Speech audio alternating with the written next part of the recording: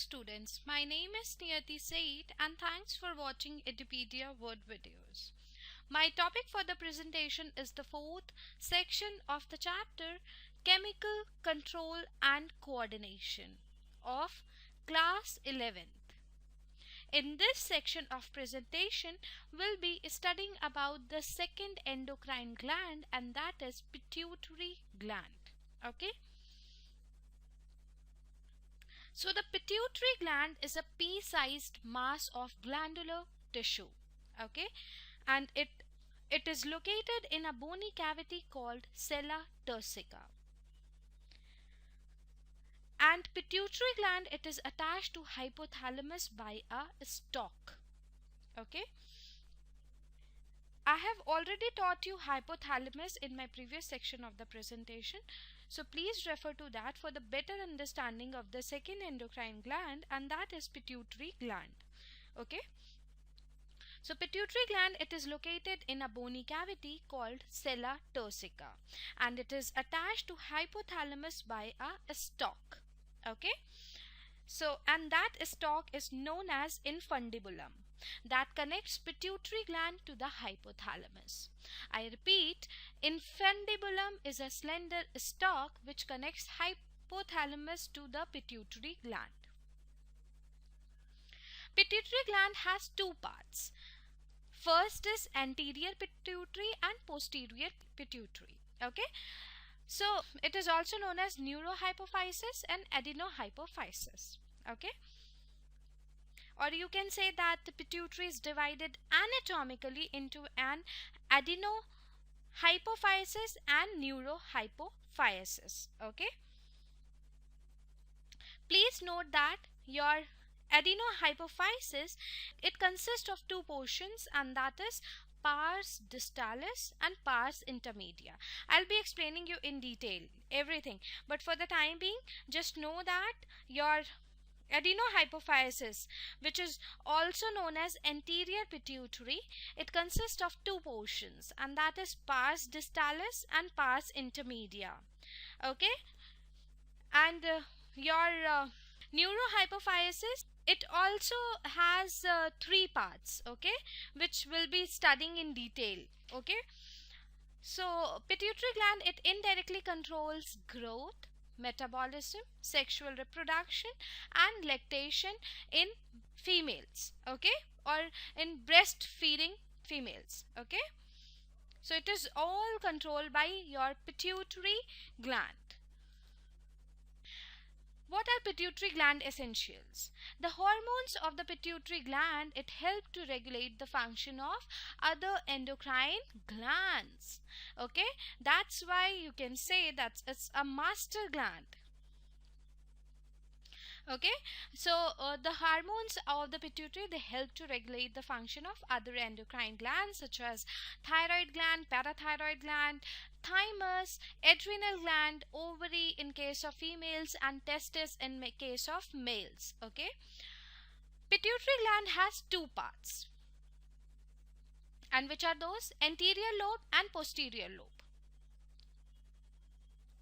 that have two very separate functions.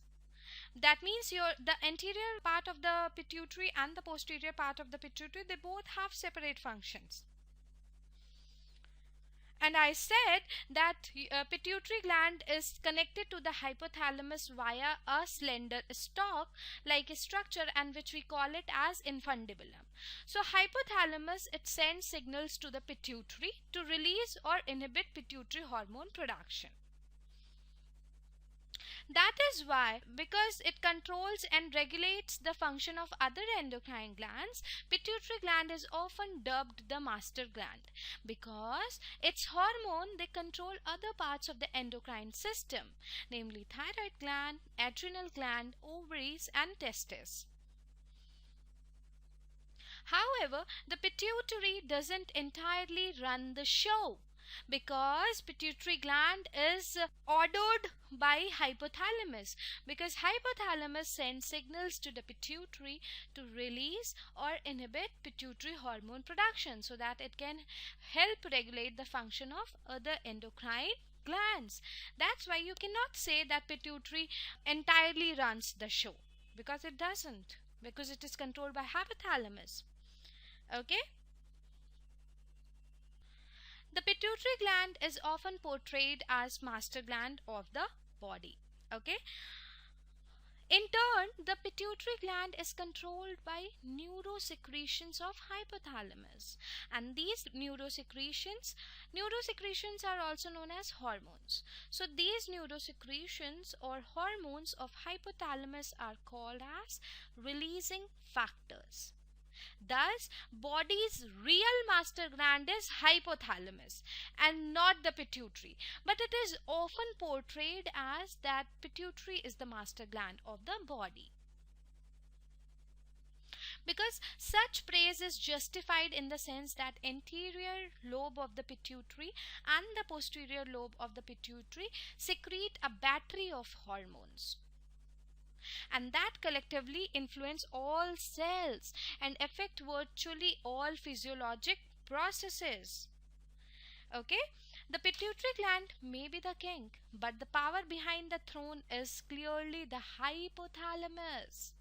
Because hypothalamus neurosecretion, you can say that it controls pituitary gland. So the real master gland is hypothalamus and not the pituitary, but it is often portrayed as that pituitary is like a master gland of human body. So it may be a king, but the power behind the throne is clearly the hypothalamus. As alluded to in the last section, that is that we have already studied hypothalamus, some of the neurons within the hypothalamus, which we call it as neurosecretory hormones, they secrete hormones that strictly control secretion of hormones from anterior pituitary. Okay, the hypothalamic hormones, they are often referred to as releasing hormones and inhibiting hormones, and they reflect their influence on anterior lobe of the pituitary. Okay, this is the two lobes of pituitary gland. See, it is looking like a pea size shaped. Okay, and it has two lobes. This is your anterior pituitary and this is your posterior pituitary. Okay, so the pituitary gland is divided into two sections, and which are those? Adenohypophysis, that is your anterior lobe of the pituitary, which is this one. Okay, and the posterior lobe, which is known as neurohypophysis. Its scientific name is neurohypophysis, and anterior pituitary scientific name is adenohypophysis. Okay, the posterior pituitary is in fact a projection of the hypothalamus. As you can see that this is hypothalamus, somewhere the hypothalamus is located here. So your posterior pituitary, which is known as neurohypophysis, it is a projection of the hypothalamus. Okay, and it doesn't produce its own hormones. That means posterior part of the pituitary, which is this one, it will not produce its own hormones, but only stores and release the hormones created by the hypothalamus. See, hypothalamus, it pours its secretion here in posterior pituitary. Okay, so it only stores and releases the hormone created by hypothalamus, whereas the anterior pituitary, which is this one, it produces and secretes its own hormones. Okay, now we'll be studying about the multiple parts of the anterior pituitary and the posterior pituitary, okay, separately. But first we'll be studying about the anterior pituitary multiple parts. So it consists of three parts, and that is pars distalis, pars tuberalis, pars intermedia. Okay, so pars distalis, the pars distalis or the distal part of the anterior lobe pituitary I'm talking about, it comprises of the majority of the anterior pituitary and is where the bulk of pituitary hormone production occurs. Occasionally, pars distalis is incorrectly used as a synonym for the anterior pituitary. Okay, when I say that pars distalis, that means I'm talking about the anterior pituitary, because it is used as a synonym for anterior pituitary, but that is incorrect in a sense. Okay, now the second part of the anterior pituitary is pars tuberalis. Okay, the pars tuberalis, or the tubular part, it forms a sheet extending from a pars distalis, which is the first part, and wrapping around the pituitary stalk. Pituitary stalk is infundibulum. So its function is poorly understood till now. Now the third part of the anterior lobe of the pituitary is pars intermedia. It sits between the pars distalis and pars tuberalis. It sits between the pars distalis and the posterior pituitary, and is often very small in humans. So these are three multiple parts of the anterior lobe of the pituitary, and that is pars distalis, pars tubularis, and pars intermedia. Okay, now adenohypophysis, that is your anterior lobe pituitary, it secretes total 6 hormones, of which 5 are called as tropic hormones. Okay, so first is your adenocorticotropic hormone, that is ACTH. Okay, it is a polypeptide hormone, and it stimulates the adrenal gland to produce hormones. It regulates the growth of the cortex part of the adrenal gland, and it controls its secretion also. And second is your follicle stimulating hormone. Follicular stimulating hormone, it works with luteinizing hormone, that is your LH, and to ensure normal functioning of the ovaries in female and testes in case of males. Okay, and FSH, that is your follicular stimulating hormone, is a protein hormone. In females, it stimulates oogenesis. Oogenesis means the growth of ovarian follicle to Graafian follicle up to the point of ovulation. Deficiency of FSH hormone in males and female lead to infertility or sterility. Okay, and it is seen that this FSH has a role in male genitalia, that is testes, because it controls the development of seminiferous tubules and formation of sperms, and formation of sperm is known as spermatogenesis. Okay, so it is the second hormone, that is follicle stimulating hormone, which is produced or secreted by anterior lobe of pituitary. Now the third hormone is your growth hormone. Growth hormone, as name suggests, that it is essential in maintaining a healthy body composition and for growth in children. Okay, and in adults it aids or it helps healthy bone formation and muscle mass, and it affects fat distribution too. Growth hormone is also known as somatotropic hormones, and it is also a protein hormone. It increases body weight. I'm talking about the growth hormone. Okay, it increases the body weight, it increases the body growth. Okay, and by promoting the linear growth in the skeleton by absorption of calcium, it increases protein synthesis. This growth hormone, it increases the protein synthesis. It increases the growth of muscles too, bones, cartilage, and other connective tissue. Okay, now the fourth hormone is luteinizing hormone, and that is LH. LH works in conjugation with FSH, that is follicular stimulating hormone. See, I have written here also that FSH works with LH to ensure normal functioning of ovaries and testes. That means this FSH and LH, they both work in conjugation with each other to ensure normal functioning of ovaries and testes. Okay, LH is a glycoprotein hormone. Okay, LH in females, it stimulates matured Graafian follicles to rupture and facilitate the release of ovum.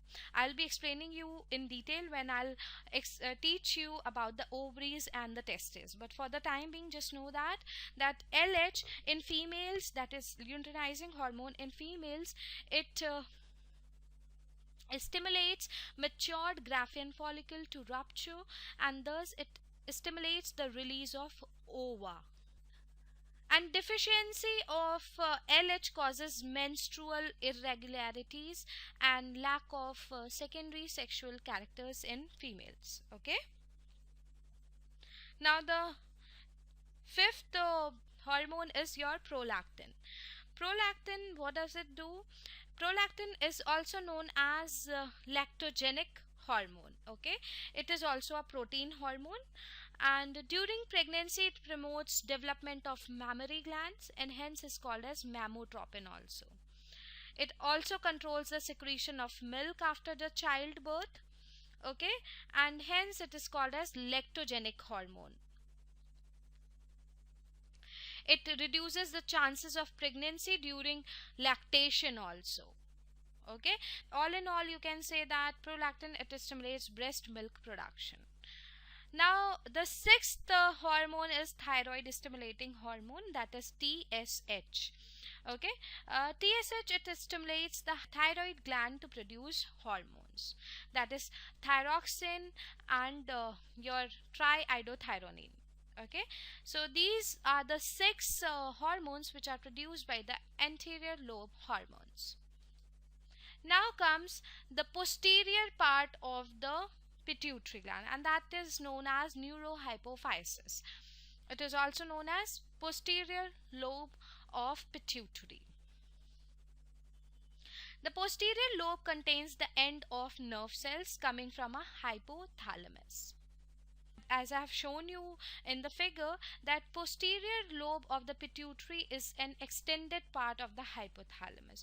So hypothalamus, it sends hormone directly to the posterior lobe via nerves, and then the pituitary gland releases them.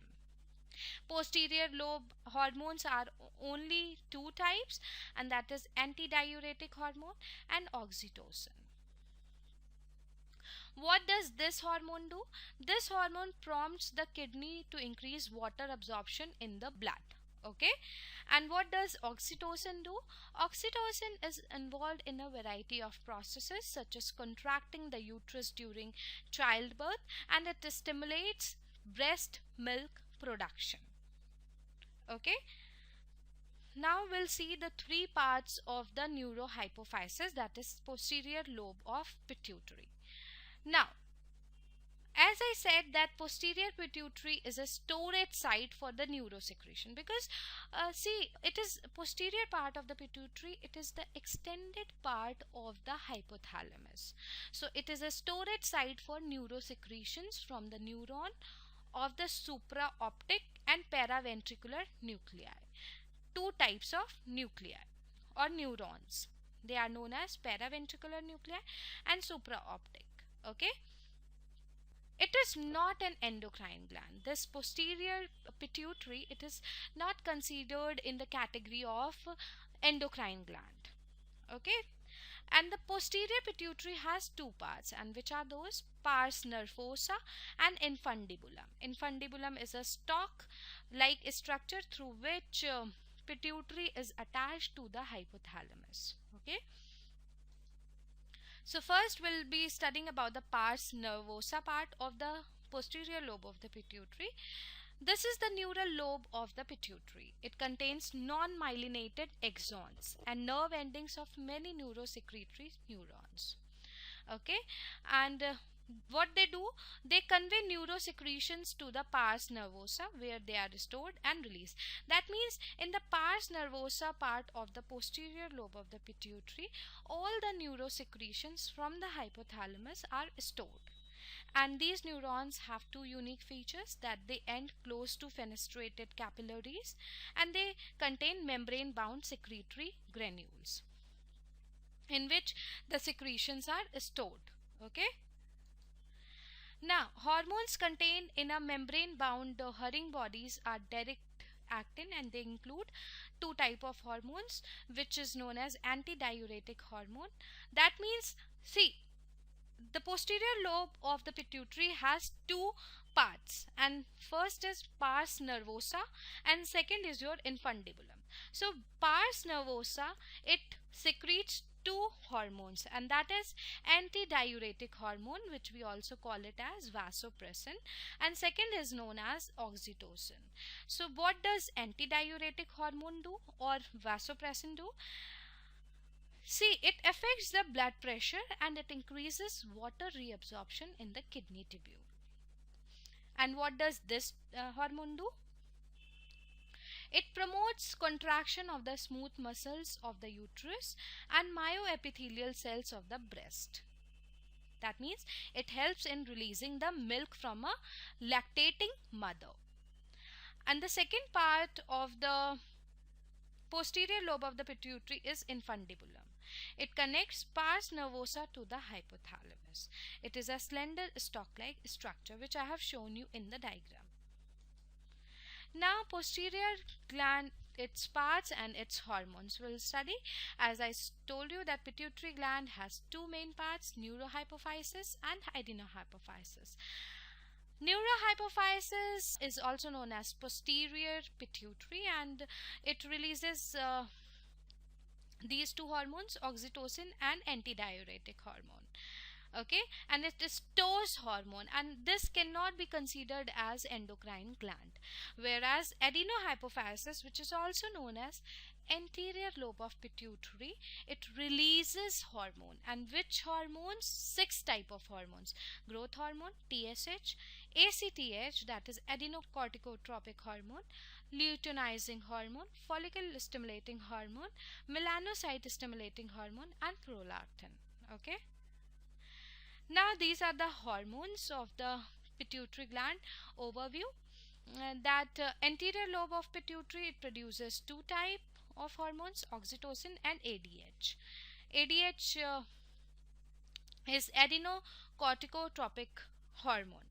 Okay, so oxytocin, it stimulates contraction of uterus and contractile cells of breast for the in the lactating females. Okay, and ADH, it prevents excess urine production. Posterior pituitary, it releases 6 type of hormones, and that is GH. GH is meant for, that is your growth hormone, is meant for general body growth. ACTH, what does it do? It is an adrenocorticotropic hormone which stimulates adrenal cortex to release hormone. TSH, thyroid stimulating hormone, it controls thyroid glands. LH is luteinizing hormone that stimulates sexual and reproductive function. Okay, FSH, that is follicle stimulating hormone, it stimulates production of sperm and egg in ovaries and testes. MSH, that is melanin stimulating hormone. Okay, what does it do? It is related to the skin pigmentation. Okay, it is all related to the skin pigmentation. Now PRL is prolactin hormone, it initiates milk production in breast. So I hope anterior part of the pituitary and the posterior part of the pituitary is clear to all of you. See, I mistakenly added here, written wrong here. This is the posterior part of the pituitary and this is the anterior part of the pituitary, because anterior, it releases 6 type of hormones, whereas the pituitary, it releases only 2 type of hormones, and that is your oxytocin and vasopressin, that is ADH. Okay, so don't get confused here. It is mistakenly written wrong here. Okay, now see here, growth hormone, over secretion of growth hormone stimulates abnormal growth of the body, leading to gigantism, and low secretion of growth hormone, it results in stunted growth, and that results in pituitary dwarfism. Prolactin hormone, as I said, that it regulates the growth of mammary glands during pregnancy and formation of milk after the childbirth. Thyroid stimulating hormone, that is TSH, it stimulates the synthesis and secretion of thyroid hormone from thyroid gland. ACTH, that is adrenocorticotropic hormone, it stimulates the synthesis and secretion of a steroid hormone called as glucocorticoids from adrenal cortex. Okay. Luteinizing hormone is known as LH. LH and FSH, that is follicle stimulating hormone, they stimulate or they work in close conjunction with each other, and they stimulate gonadal activity and hence are called as gonadotropins. In males, LH, it stimulates the synthesis and secretion of hormone called androgen from testes. Whereas in females, LH, that is luteinizing hormone, it induces ovulation of fully mature follicles, which we call it as Graafian follicles, and it maintains the corpus luteum formed from the remnants of the Graafian follicle after ovulation. That means after the egg is released. Okay, and the follicle stimulating hormone is FSH. In males, FSH and androgen, they help regulate spermatogenesis. That means spermatogenesis means formation of sperms,